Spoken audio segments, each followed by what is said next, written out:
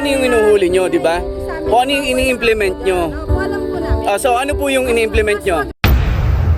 Ay, bakit ganun? Dapat kayo mismo may alam nyo yun. Bakit tatalikuran nyo ako? Yan, clarify lang po natin. Hello po. Kaklarify lang po natin kung ano ba talaga yung magiging batas dito sa Sampaloc Lake. Ayan po. Sir, saglit lang. Idol, saglit lang ha. Hindi po ako Hindi. Sir, kayo po yung nagtatrabaho sa CTM mo.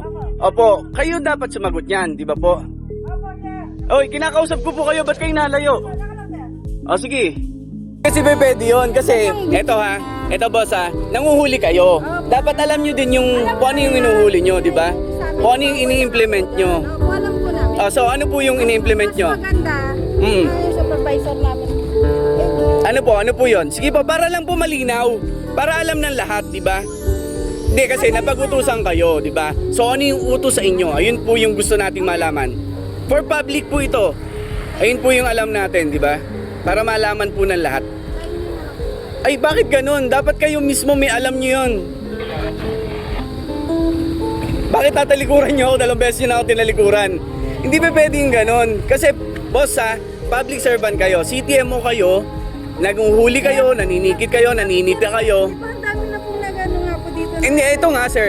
Ito nga, kinaklarify nga po natin kung ano yung gusto nyo ipatupad.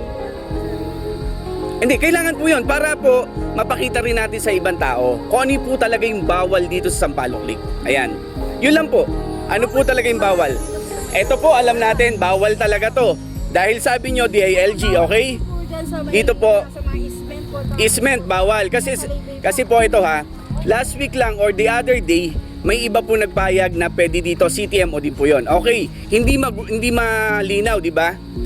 Okay po. Tas ngayon, bawal dito, pero doon sa ibang mga part, meron. Dito lang sa mga tindahan ang wala. Dadalwa pa lang po kami. Naatay po namin mga kasama namin. Medyo ang gulo kasi nung ano nyo. Yun lang gusto kong linawin, sir. Opo. Hintayin ko kayo, ha? Okay. Ito para malinaw lang, ha? Para malinaw. Yun lang naman.